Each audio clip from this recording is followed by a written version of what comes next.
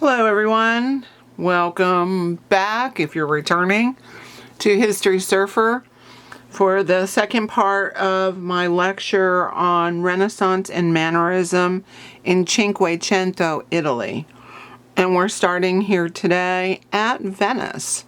If you've never been to the channel before, this is mostly art history for my art history students, but you're welcome. And my name's Dr. A.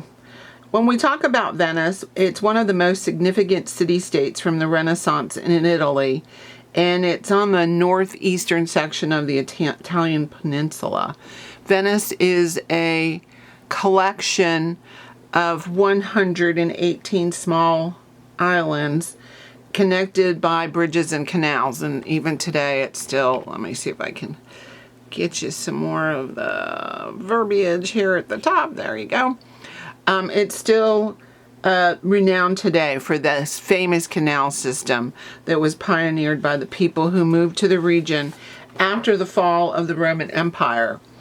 It is a region, an area that prospered due to its significant naval presence in the world before the Renaissance, and it will be where the Venetian ships were used to actually facilitate the First Crusade in 1095.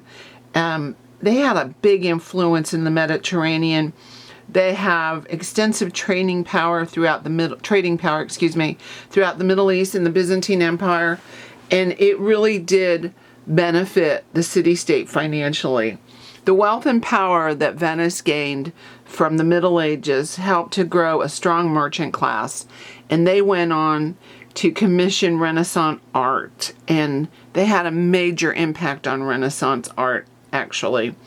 The city-state was indeed impacted by the Black Death, as many places were. In other words, the Black Plague, if you've never heard it, me say Black Death, Black Plague, and it was devastated. But it really did help with social changes, such as the demise of the feudal system and political and economic changes. I've already kind of mentioned at Florence we're seeing kind of a proto-capitalism emerge. You could say the first thing here, the same thing, excuse me, it's same here as in Venice.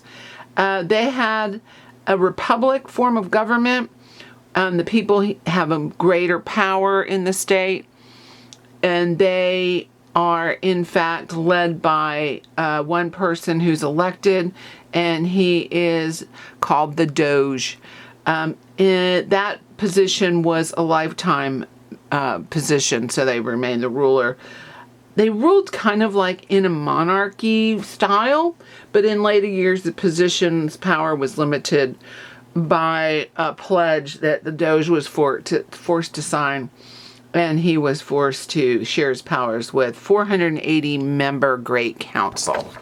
Into this milieu, we have the whole influence of some of the greatest colorists in art, specifically starting with Titian.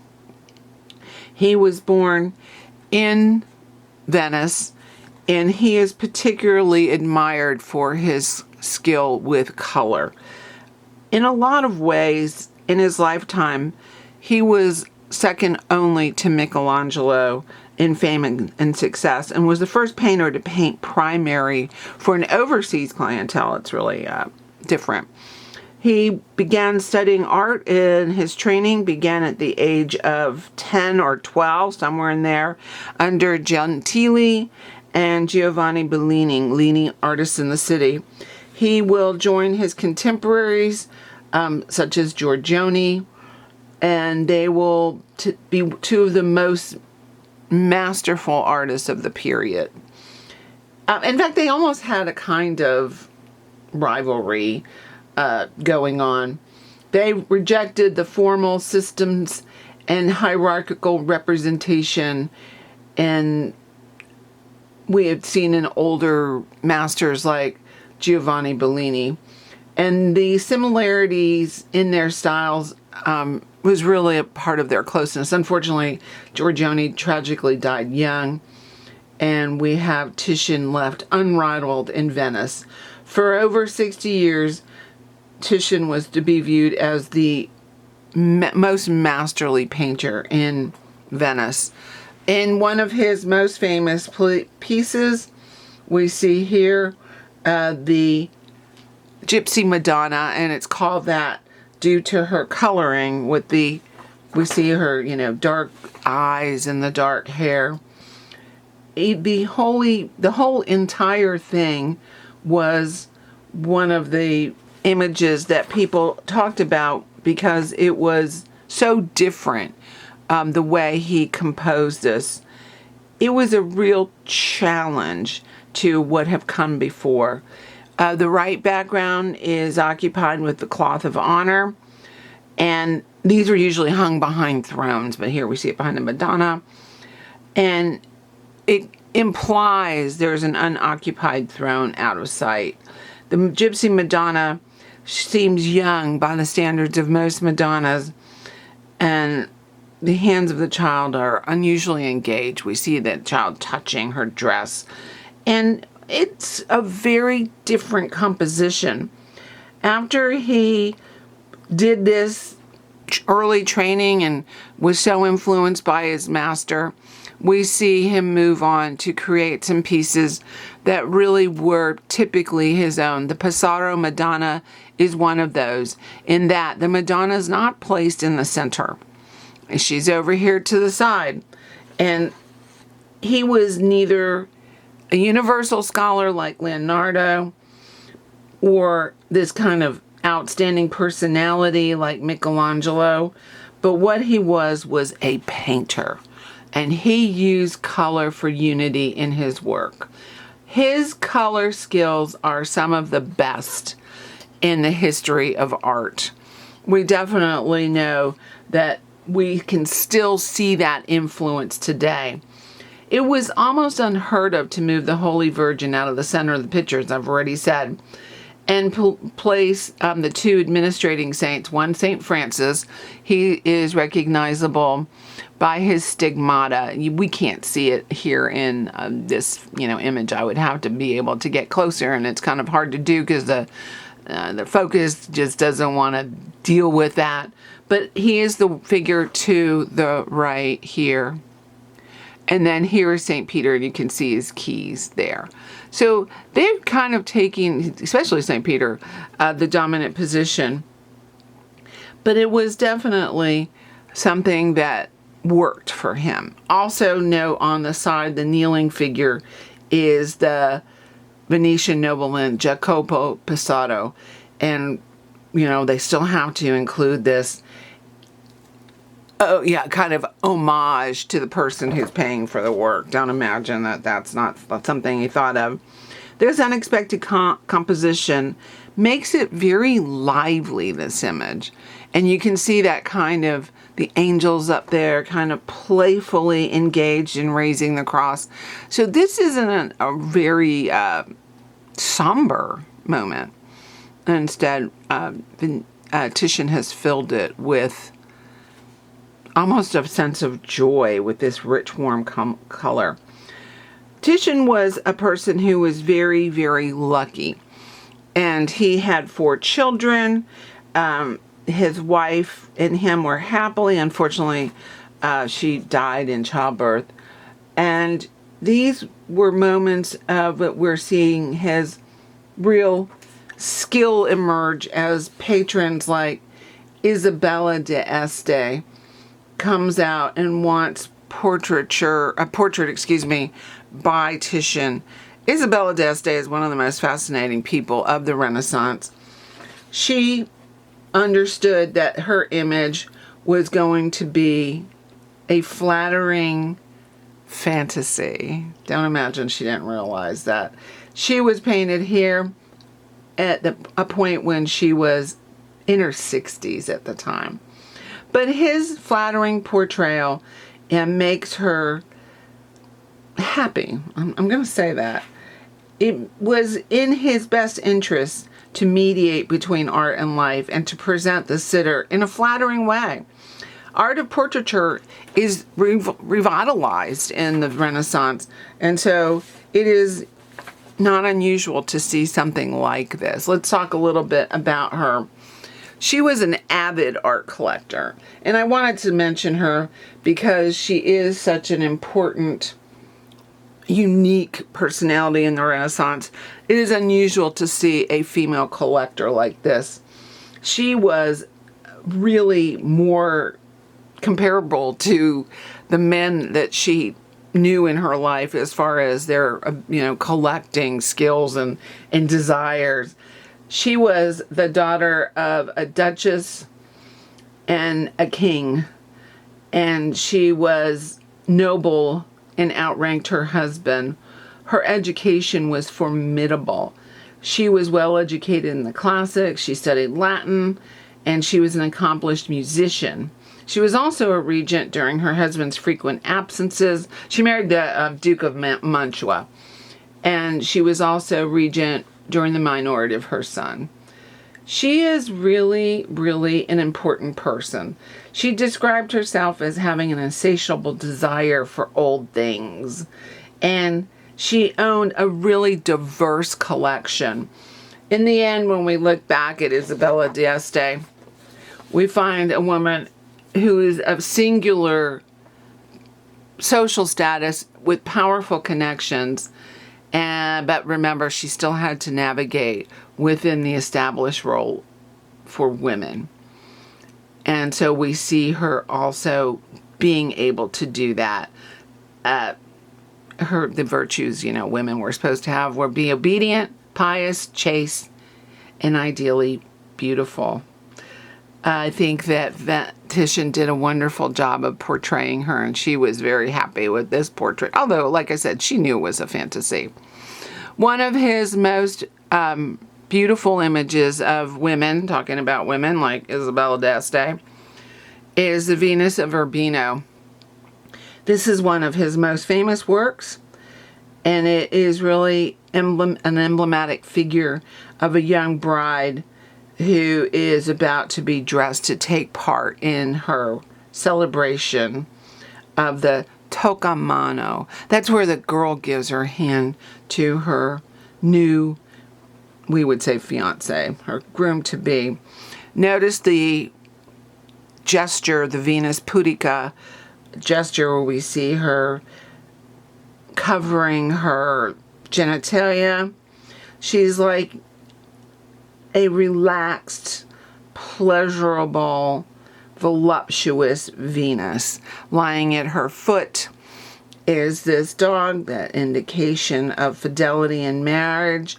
We have the two maids in the background, one getting out her wedding dress and the other one holding parts of that attire to come. On this canvas, he has portrayed his unmatchable ability to show the softness of skin and the quality of materials.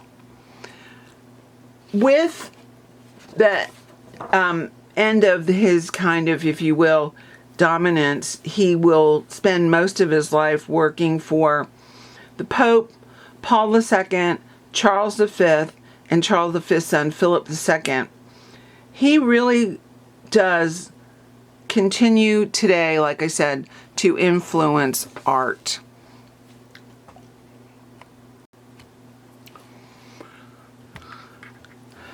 Running at the same time of the Renaissance is another style called Mannerism. It's really a part of the High Renaissance, but it's really more about rejecting the kind of rigid emphasis on proportion and balance. We do see it all over, and like it says here in the image, in Italy, Spain, and Northern Europe, it is a much more courtly, if you will. It's often associated with courts, and it is also epitomized by Bronzino. In here, the Venus, Cupid, Folly, and Time, we see all the things about Mannerism that made some people critical of it, but it was also something that people liked. He is a person who embodied the ideals of the Medici dukes. His style mirrors their ideology. I mean, he is definitely, it's what they believe, what they found to be interesting. He became the premier portrait artist in Florence. His style is elegant and decorative. He did frescoes, altarpieces, and interior decorations. And in addition to his many religious allegories, we also see him producing mythological paintings. In these, he flaunted his love of symbolism and mastery of color. He wanted to challenge the assumption that was in existence at this point that sculpture was better than painting. And a lot of things that he did, he would oftentimes challenge it, and deliberately. We see here in this image the contorted serpentine position of Venus. So she's the one here. And this is typical of a Mannerist image. The nude Cupid, Venus's son from an adulterous affair with Mars, if you don't know that, is kissing his mother in an incestuous fashion. It is something that bothered people. This incestuous embrace as Cupid, who represents desire, holds his mother's breast and kisses her on the lips. One of the people who wrote, there's been a lot of people who have something to say about this, believe me. The overall meaning of what is this painting, really means has been hotly debated. It does, though, have this elegantly displayed eroticism that we can't ignore. Some people have called his work almost cruel.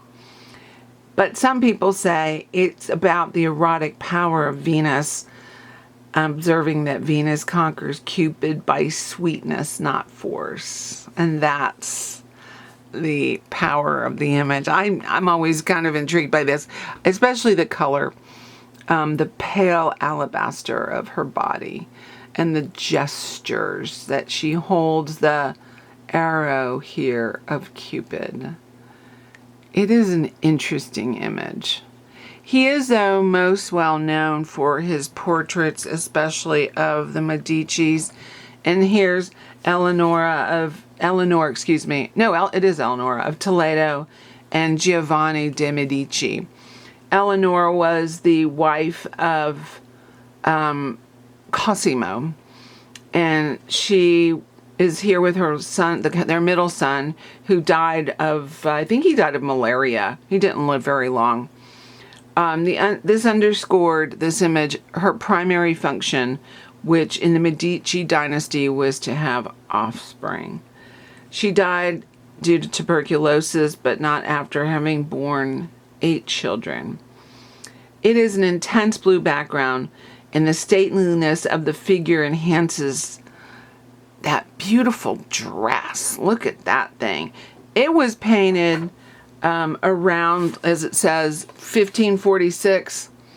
And when Eleanor died, this beautiful Mannerist portrait, which really highlights her lavish elegance, is really a symbol of her power and station. Recent archaeological excavation of her tomb uncovered fragments of this same dress. Isn't that interesting? But it is a beautifully done, although she herself, to me, I've always looked at her as being rather sad. The portrait of Lucrezia, I'm going to hopefully not butcher her name too much, Panciatichi, is one of his most brilliant pieces as he worked in the shadow of Michelangelo. I mean, she was born Pucci, and became the wife of the Florentine academician Panciatichi. Again, I don't want to butcher it. But she has some really distinguishing features that make her so interesting. For instance, her hand on the book. The words on her outer gold necklace say, "Love lasts eternally." They've looked at that. And one person who wrote about it said, no doubt that splendid as she is, one doubts if she was good. There's lots to be said about that interpretation. But when we have these kind of images by Bronzino, definitely sensuality triumphs over the religious. It's a beautiful gown. Look at that rich color. Again, we just feel that. I think it's a fabric, actually. I think he's like one of the best fabric painters I've ever seen. And she is not joyful, but wealthy. And maybe that's what I see in that image if we look at her. Her jewelry is much talked about. If you see here, these beautiful earrings. I actually found that these were, sorry, I went too far forward, duplicated by a jeweler. And I think it was Tiffany, and sold. And they're so beautiful. I would love to have a paste copy of that. When we get to Safanisba Anguissola, we're going to find someone who is very different because of the fact, first of all, that she's a woman. Women in Renaissance Italy were generally barred from becoming apprentices to artists. And they had to emerge from families where a father or sometimes a brother was the artist. She, though, became an artist because her father allowed her to be tutored by different artists. So she studied with Campi and Gatti. She's from Italy. So she's atypical. She also, we think, may have even practiced with Michelangelo. We know from a letter from her father that he thanked Michelangelo for showing his daughter attention and affection. So maybe. In this instance, we know that she is very much about being an artist who was fortunate to become a lady in waiting to the Queen of Spain and become her artist. She produced at least 12 self-portraits, which is unusual. We're not going to see anyone do that until Rembrandt starts doing that in the Baroque period. And she will definitely benefit from being the Queen's artist. It was Elizabeth de Valois who was the Queen of Spain at the time. Throughout her lifetime, she showed that she knew how to compose images. For instance, this chess game, we see how she very cleverly composes this so that all things lead back to this girl that is her, who then looks out at us. And it's a telling image. We know that she told stories of everyday life. This was different. This was not something that was being done by men. She was really on the cutting edge of making a big impact in art. So much so, she lived to be 93, that she will influence later artists like Van Dyck, Anthony Van Dyck, who actually came to see her when he was younger. She was living in, I want to say Genoa at that point. But here's one of her self-portraits, and you can see the typical images produced by especially women. Mother and child are very typical for them. But look at how candidly she looks at us. And when she goes to work for the Queen, she does their portrait, she does the children's portraits, she does Philip II's portrait, and she was super prolific. Unfortunately, a fire in I want to say it was in the 18th century, where many of her artworks were destroyed, a lot of them. And unfortunately, too, she, as a woman, did not sign her paintings. As a lady of waiting to the Queen, this is the Queen of Spain, it would not have been ladylike. And oftentimes, many of her works were attributed to men later on. By the time she becomes an older lady, she was married to a man that she fell in love with, a ship's captain. And they lived happily together in Genoa for 35 years. She had a previous marriage too that the king had actually arranged for her. But her visual play on everyday life is really what made her so different. I really like Sophonisba. She couldn't paint as she got older. She started to going blind, but she did become a patron of the arts, funded young artists, and helped develop their careers. Despite her age at 92, Van Eyck claimed that she was mentally sharp, and she helped him to understand the true principles of painting. Some people just have an influence on other people, and she was one of them. By the time we come to the late Renaissance, we see the influence of the Protestant Reformation in 1517, and then the Council of Trent, which began the Counter-Reformation in 1545. There were a series of councils. So if you don't know anything about the Protestant Reformation was when Martin Luther had had enough of the Catholic Church and posted the 95 Theses at Wittenberg Cathedral, listing all of the things he hated. He was a monk, and one of his biggest complaints was that people were buying indulgences to get their families out of hell. How can you pay for that? His challenges to the church will eventually lead to the Reformation, and we see the split in the church and the Protestant religion emerge. Into this setting, let's call it that, with the wars of religion beginning, we have emerged a talented young Venetian who was, along with Titian, considered one of the three giants of the 16th century. And we call him, his name was Jacopo Tintoretto. He was called that because his father was a dyer. He dyed cloth, and Tintoretto means the little dyer. He is going to have a lot of drama in his work, which later influenced Baroque painters. He's also strongly sympathetic to the poor and downtrodden, and you won't see that emerge until later with Caravaggio and Diego Velázquez. So he's a little ahead of his time. A lot of questions about where he did his training have emerged.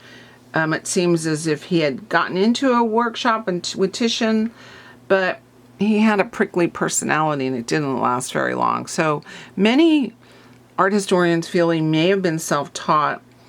He had the draughtsmanship of Michelangelo and the coloring of Titian, and he identifies very strongly with Michelangelo. He uses a lot of imagery that he did find from Michelangelo. He did execute works for the wealthy, but still, he's going to always favor understated models that aren't going to be it won't feel as lush as like something with a Titian. He had a huge workshop in his time, and that eventually became his kind of family firm, if you will. He had sons and daughters who all worked there for him. And at the end, a lot of people say his work was really being done mostly by his son, but that's not an uncommon practice in the period. So we can't, judge that based on our assumptions, let's say that way. In his Last Supper, Tintoretto's break with tradition, we see this like a painting. There were actors on a stage with things moving around. The way the table is slanted, it's very dynamic. He painted this scene many times, but he described this particular version as the Fest of the Poor. And you can see here much more drama. And say, when you compare this with a Da Vinci. His time in he installed this painting, by the way, at the Presbytery of San Giorgio Maggiore. So that's over here. And it has this kind of weird slanted view because it was placed in such a way that people would see it in perspective. And so he had to figure out where he was going to put this. He did many religious works, but he also, and it's in here, and here's the inside of the church. I forgot I put this in here. He also does mythological works as well. One of my favorites of his is The Origins of the Milky Way. And here the story is based on the myth of Hercules. Jupiter, who had Hercules with a mortal woman, brings the child to his wife. She was sleeping. Juno, and puts the baby at her breasts. Juno awakens and discovers that, and according to myth, she was really mad because the milk of Juno would have given Hercules immortality. But when she awakens, she angrily draws her breast away, and the milk sprays across the sky, and the Milky Way is formed. From her other breast, milk drops, and there we have a creation of beautiful lilies, although this was trimmed off later on. It's a very interesting image because of the way that it's so dynamic for a story that could have been just a sleeping mother. But instead, look at all they're called putis in Italian, cupids. We see that all of them are with arrows. That's a symbol for the discord in their marriage. And of course, they have a lot of discord. This work shows that Tintoretto was a masterful colorist and draftsman. The foreshortening of Jupiter is reminiscent of Giotto's groundbreaking frescoes in the Arena Chapel. And the muscular Juno is the influence of Michelangelo. It's uniquely Tintoretto. In 1564, he was commissioned, and then painted in 65, this grand painting for San Rocco, and it represents the greatest concentration of works by a single artist anywhere in Venice. It was 2.5 decades before he finished the whole series he did for the church. And you see here in his crucifixion that he has a remarkably active scene as things are all happening around him. But we have that beautiful triangle here pointing us up to look at the figure of Christ, who has rays coming out behind him. We can't discount Tintoretto. When I went to the museum in Venice, between Titian and Tintoretto, it's hard to decide which one has the most impact. San Giorgio Maggiore, where we saw the Tintoretto piece, is also the product of this late Renaissance architect named Andrea Palladio. Palladio is an Italian architect born in Padua, and he is a master at making the way that architecture is treated in this period really change. He worked hard to make these kind of Roman structures, if you will. And he was a master builder for villas as well. The people of Venice loved him, and his work was quite favorable for his clients because he was never one to use expensive material. In fact, he uses bricks and stucco, and in this manner, he says he was doing what the Romans did. His success is based on his buildings that have harmony and sensitivity to their respective time. He places them in a way that they do work. So you can see here where it is. It's on an island, and when you come up to it, what you notice is that beautiful classical facade.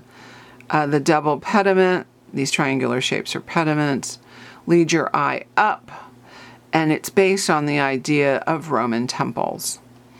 There you see the plan. And inside, it's very, very serene. There's not a lot of Gothic, feeling of this tension for height. We have a very tranquil structure. And we know that his work is very influenced by the Pantheon, just as many others who were doing domes at that time. I love the way that the nave, these arcades, flow down, pulling you into this church, and how that it's not a huge dome, but visually very proportional dome highlights that kind of movement of light forward. I do love that.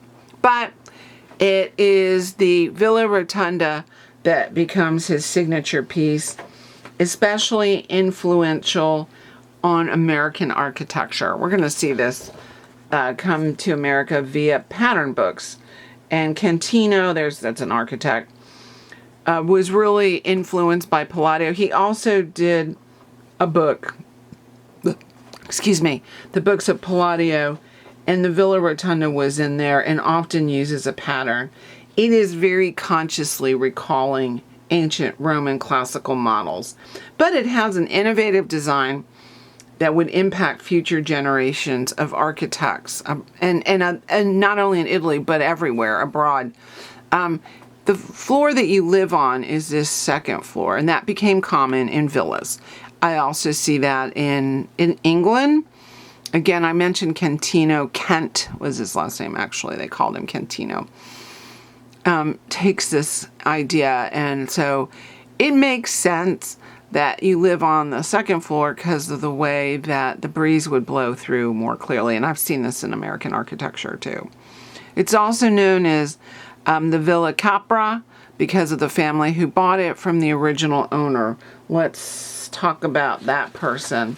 La Rotunda was commissioned by a bishop who returned to Venice and Vicenza. This is over on the mainland. After his time at the Vatican court, and really he wanted an urban residence. So that's what we kind of get. An urban residence set within an agricultural setting. The exterior has 4 sides that are all exactly the same.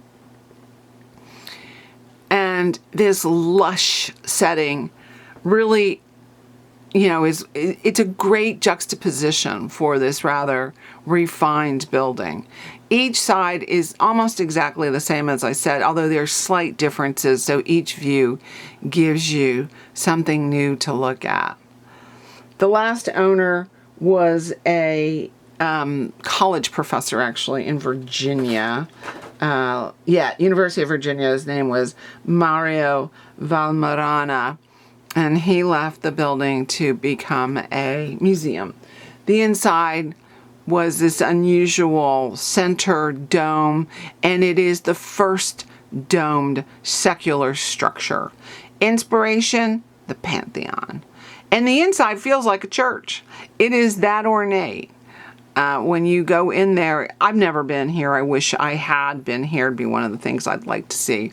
But I would be struck by how much it was gilded, and the trompe l'oeil, the fake columns here, painted very, very lush, and very much about the power of that particular person to have that created. So that's the end of our Renaissance and Mannerism in Cinquecento, Italy. I hope you enjoyed it. Those of you who are in my class, be sure you leave your name in the comments with the date of your class that you're supposed to be watching this in, if that is one of the criteria I set. I hope you all have a wonderful day. I'll see you in school. Bye.